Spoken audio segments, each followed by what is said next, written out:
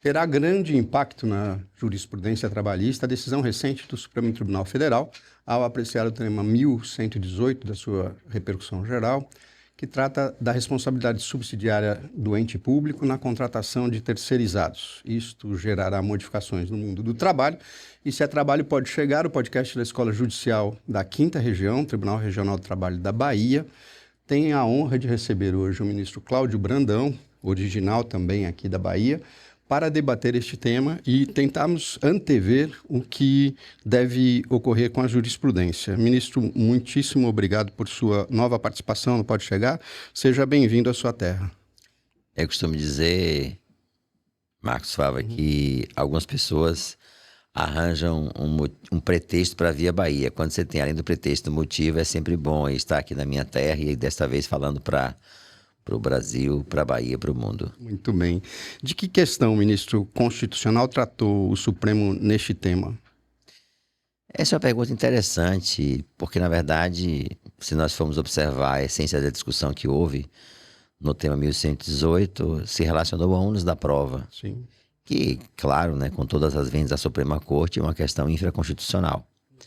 Nós temos que fazer aqui um juízo bastante prolongado, bastante extensivo, bastante abrangente para encontrar no debate que houve o fundamento constitucional. Então, fazendo um raciocínio talvez com olhos constitucionais bem elásticos, generosos, talvez encontrássemos aqui a responsabilidade do artigo 37 da Constituição Brasileira do poder público, né? Mas, repito, com as renovadas permissões da Suprema Corte, o tema era fundamentalmente infraconstitucional, que diz respeito à distribuição do ônus probatório. Esta posição veio sustentada no precedente da SDI, de sua relatoria, que começa por reconhecer que na ADC 16 não se tratou de ônus da prova e por isso fixou-se outro.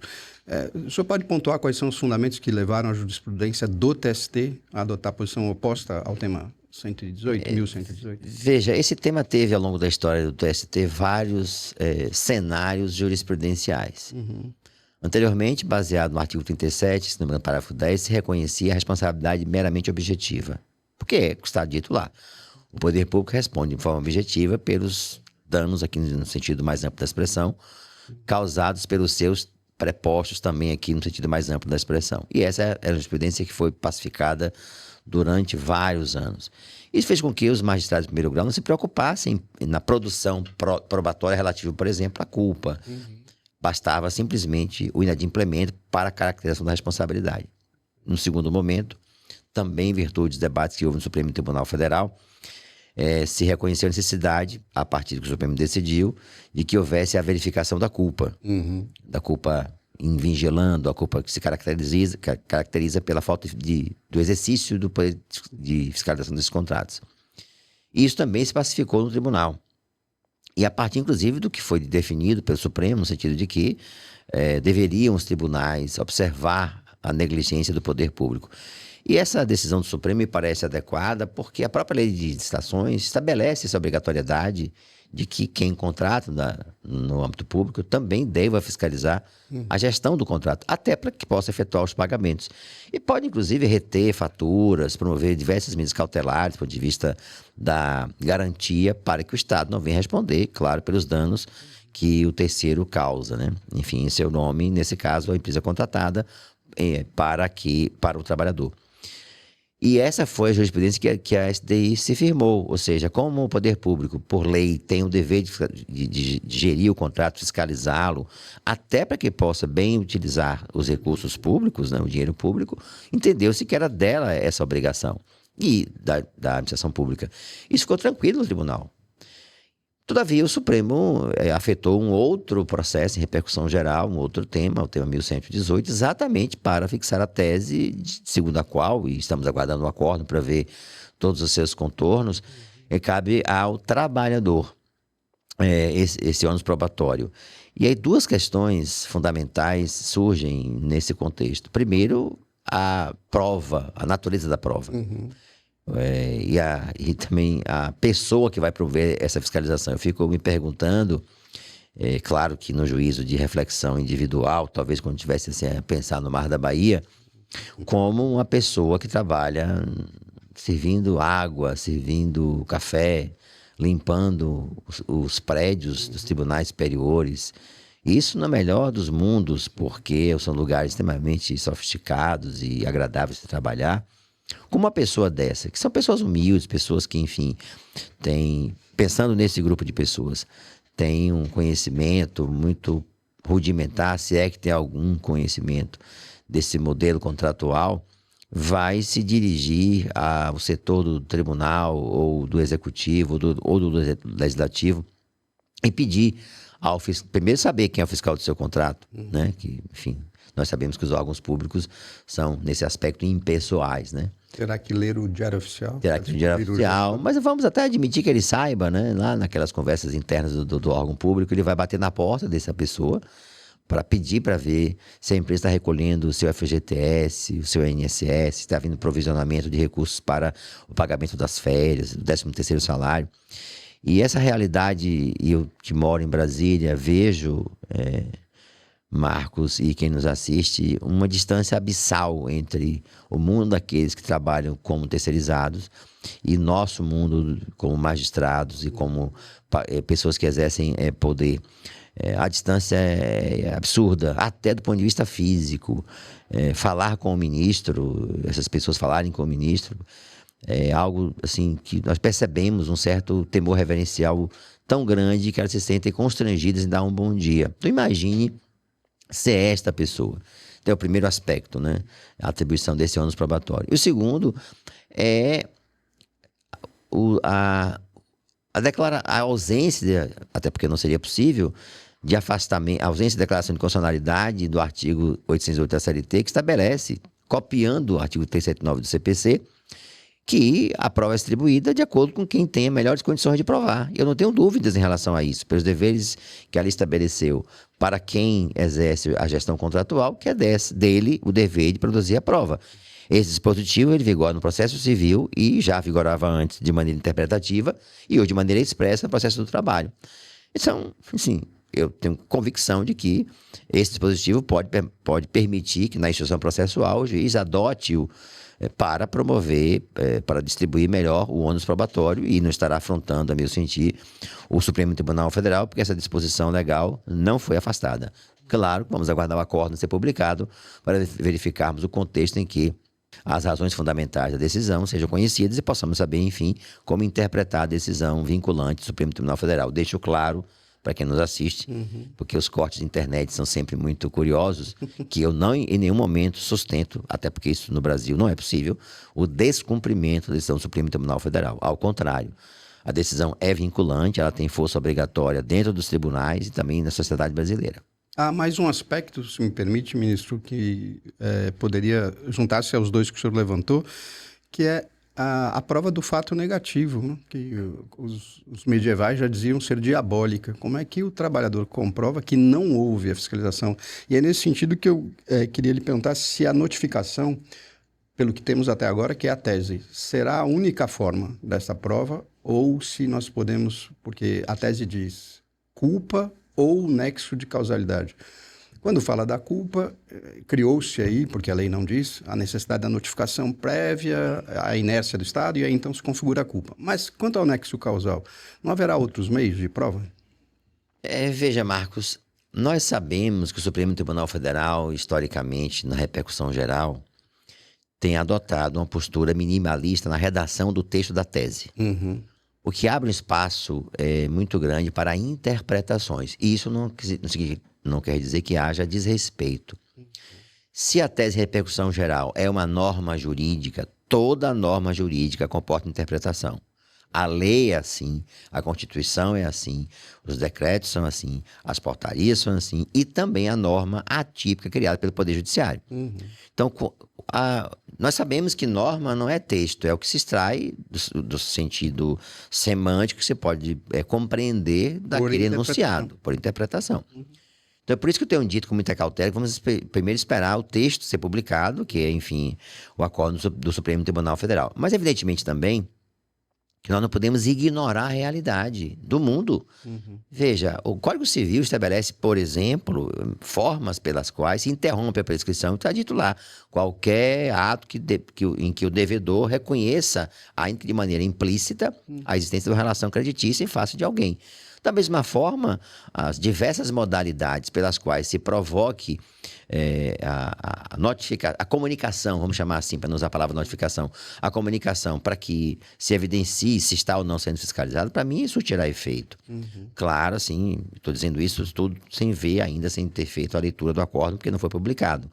Mas nós não podemos tipificar uma modalidade única de manifestação dessa atividade fiscalizatória, porque, na verdade, a vida não é feita de atributos formais nem elementos formais. Vamos imaginar, por exemplo, que, pegando o exemplo lá do garçom, né, do TST, que vai um grupo de pessoas, se reúne um grupo de pessoas e vai até a sala, isso seja documentado. Saída lá, ou mande um e-mail, ou mande uma correspondência, uma mensagem no WhatsApp, talvez. Uma reclamação na ouvidoria, e essa mensagem do WhatsApp hoje possa ser feita, por exemplo, um ata cartorial. Então, na verdade, o código diz que qualquer meio de prova é possível ser utilizado em juízo se for prova lícita.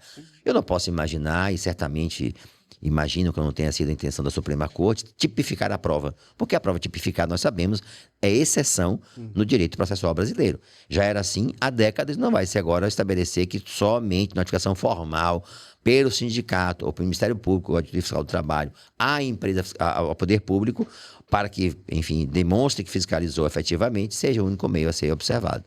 Até porque o mundo dos municípios pequenos do Brasil afora, o mundo dos municípios pequenos desse Brasil continental, os próprios estados, onde sequer há sindicatos. Sim. Como é que eu vou imaginar? A categoria já é uma categoria fragilizada, os trabalhadores terceirizados. Não há sindicatos que arregimentem, até porque hoje os sindicatos vivem um momento muito difícil na sua trajetória histórica, no sentido da agregação de consciência, de formação de consciência coletiva. Eu não posso imaginar, e certamente não foi essa a intenção da Suprema Corte, em tipificar a prova numa realidade que não é a de Brasília. A tese do Supremo Tribunal Federal, por exemplo, se aplica no interior da Amazônia, no interior da Bahia, no interior do Sertão, ou mesmo no Rio Grande do Sul, ou no Rio Grande de Janeiro. Eu nem falo apenas do interior do estado, eu falo da periferia das grandes cidades, que não é a realidade do centro, do centro do poder de Brasília. Então, mas não, eu tenho certeza que não foi essa a intenção da Suprema Corte, até porque, repito, o CPC brasileiro prevê qualquer meio de prova, desde que seja lícita, essa prova pode ser utilizada em juízo. Pode Chegar tem a alegria de receber o ministro Cláudio Brandão e a gente trata da responsabilidade subsidiária do Estado até daqui a pouco.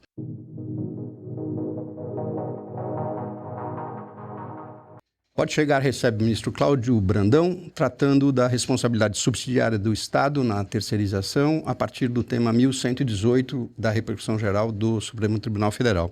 Ministro, o Estado às vezes não paga regularmente, e isto não se dá por falta de documentação, segundo a gente apura na realidade do foro, aquilo que deveria. Algumas empresas vivem do dinheiro que recebem nestes contratos. Aí não estaria um outro elemento de culpa para a gente apurar, que não diz respeito à notificação, prévia ciência de inadimplência, nada disso? Quer dizer, se ao cabo do contrato se constatar que houve inadimplemento, isso já não bastaria? Essa é uma questão interessante que passou ao largo dos debates, pelo menos até agora. Repito, eu não li ainda o acórdão. O que fazer no caso em que, eu diria, ocorre o inadimplemento total por parte da administração pública, porque, na verdade, nesse caso, a empresa é vítima também da gestão contratual, porque ela não recebe aquilo que seria devido e, claro, não terá condições de honrar os seus contratos. Para mim, é a forma mais clara de falta de gestão, porque, veja, fiscalizar não é apenas cobrar o cumprimento da obrigação, é também cobrar a gestão pública adequada dos recursos destinados àquele contrato. Então, você imagina, por exemplo, em 2011, 2013, o Correio Brasiliense fez uma matéria muito interessante sobre esse tema, foi publicado durante vários dias e demonstrou nessa reportagem que só o Executivo Federal movimentava naquela época 8 bilhões de dólares ano com esse tipo de contrato. Então perceba que é um mercado extremamente competitivo e que movimenta cifras absurdas. Nós acrescentarmos os outros dois poderes e ampliarmos esse horizonte para estados e municípios, eu não tenho ideia de que nós estamos falando em termos de recursos públicos. Então, claro que para mim, quando o Estado não cumpre o contrato, a responsabilidade passa a ser plena do ponto de vista da gestão contratual e, claro, a meu sentir, é um elemento que pode ser aferido no processo para verificar e constatar a culpa, se não no ponto de vista da fiscalização, da execução da obrigação. Sim. Maior do que, Do que não fiscalizar mensalmente é não pagar aquilo que é devido ao final do contrato.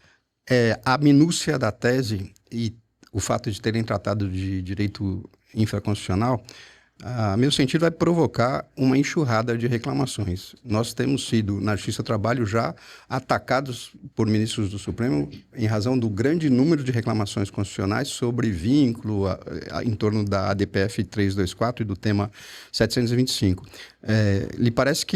Não lhe parece que haverá um entupimento do Supremo com isso? Porque, veja, a gente tem miríades de processos envolvendo esse tema. Qualquer que seja a posição dos juízes, aqui não houve notificação. Isso já basta para ferir a tese, não é? Eu diria que nesse ponto nós somos vítimas da nossa efetividade. E quanto mais nós produzimos, quanto mais nós julgamos, mais nós somos alvos de questionamento das nossas próprias decisões. Se nós fôssemos justiça leniente com a sua jurisdição, que não julgasse os processos que são submetidos à nossa apreciação cotidianamente, certamente não haveria reclamações no Supremo Tribunal Federal questionando a interpretação que o magistrado fez de uma norma, eu digo sempre isso, repercussão geral é norma, que é grafada a partir de um texto que permite diversas ilações a partir daquilo que está na tese de repercussão geral. Como nós julgamos muito, como nós recebemos muitos processos que decorrem de muitos contratos que não são adimplidos, é fácil perceber que esse cenário é um cenário que não terá fim. Porque, na verdade, eu gostaria muito de dizer, Marcos, que esse cenário seria alterado, que não haverá mais processos, como se deve ter percebido há poucos dias, no Brasil inteiro, saíram os grandes jornais que se alcançou no ano 2 milhões de processos após a reforma trabalhista. E todo mundo foi discutir, pelo menos essa foi a impressão que me passou, a grande quantidade de processos. Mas, na verdade, me parece que é importante ressaltar, não houve questionamento sobre o motivo desses processos terem sido, terem existido, né, terem sido ajuizados.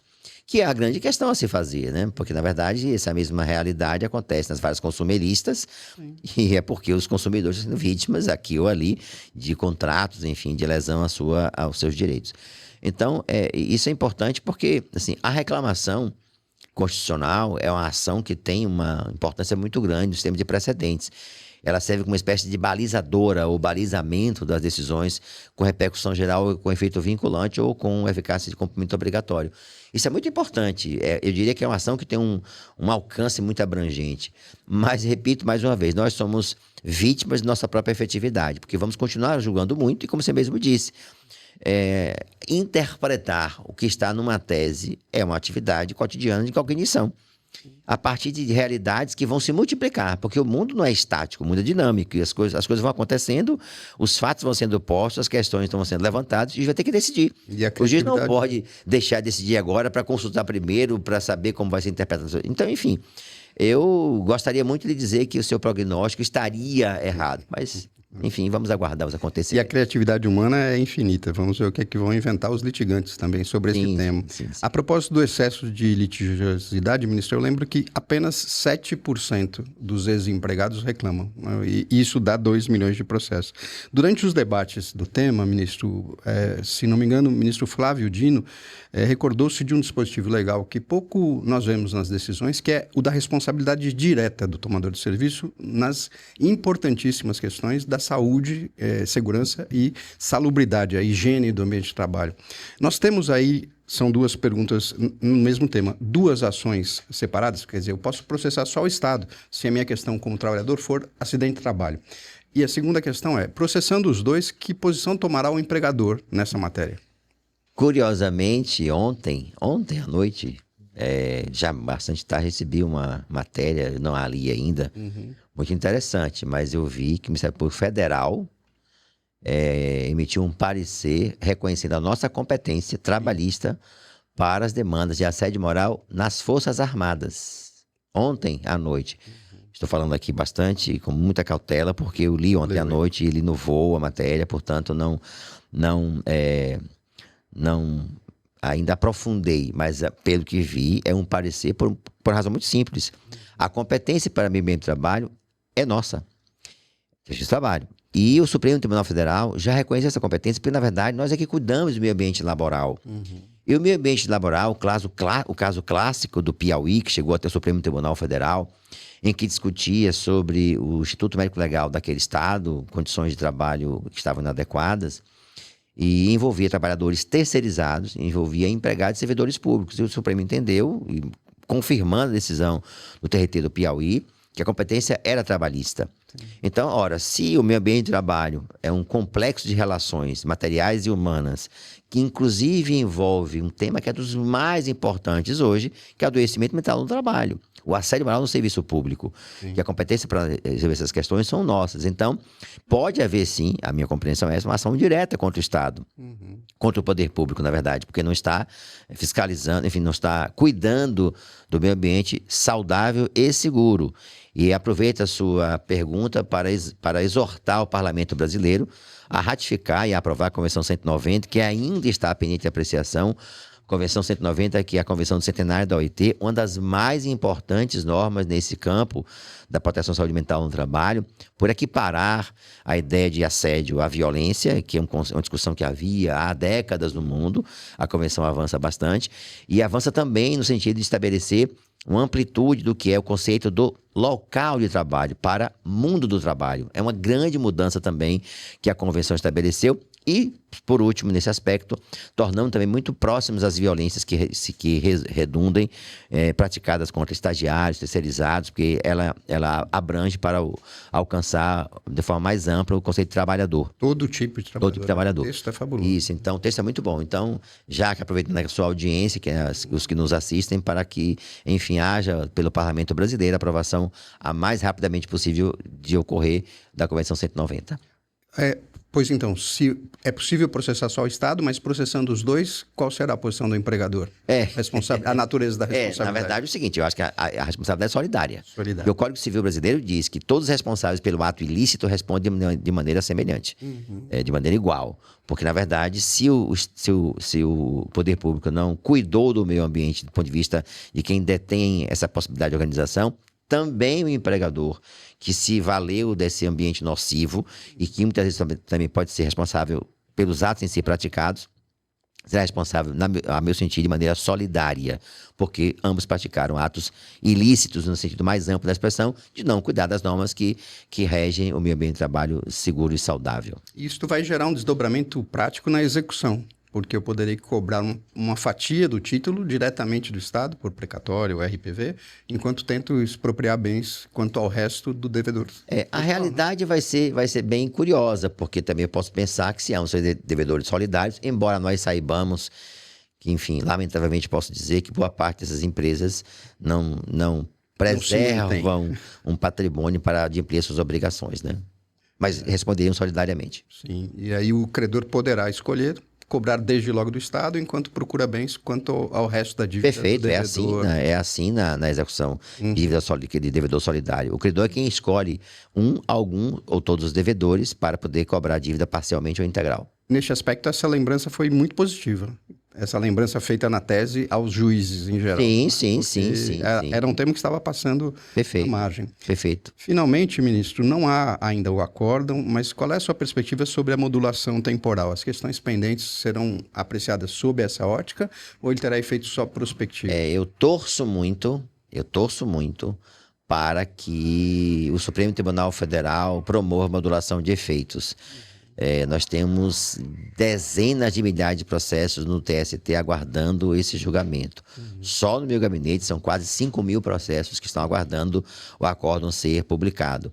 E isso, quando nós transportamos o universo para o TST e espalhamos para o restante do país, das mais diversas instâncias, dá uma ideia do que nós estamos falando. E veja, é difícil agora julgar um processo que está parado, que foi julgado na primeira instância há 10 anos atrás, há 8 anos atrás, com a realidade probatória completamente diferente. Então, eu torço muito, bastante até, para que haja modulação. Se não houver, será matéria, certamente, de marcos declaratórios. Muito bem. Ministro, muito obrigado por sua disponibilidade. Foi muito enriquecedor ouvi-lo novamente. É um prazer estarmos juntos mais uma vez. Um grande abraço a todos. Obrigado. Pode chegar, podcast da Escola Judicial do TRT da Bahia, ouvir o ministro Cláudio Brandão sobre responsabilidade subsidiária do Estado. Até o próximo episódio.